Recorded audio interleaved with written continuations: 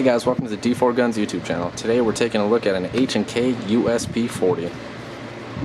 As you can see here on the original case, has all the original info. Other side.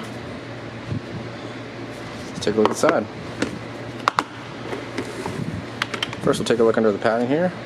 We have the test fire round right there, cable lock, and the original manual.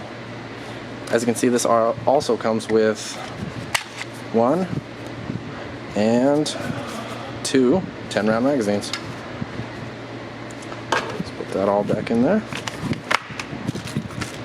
Let's take a look at the gun. As you can see, still in excellent condition.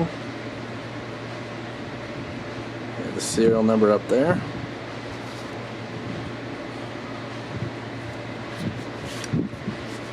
Model there, caliber, date stamping, and another serial number there.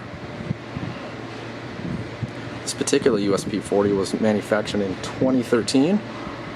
In case anyone's wondering what the USP stands for, it stands for Universal Self-Loading Pistol. Another serial number on the bottom there.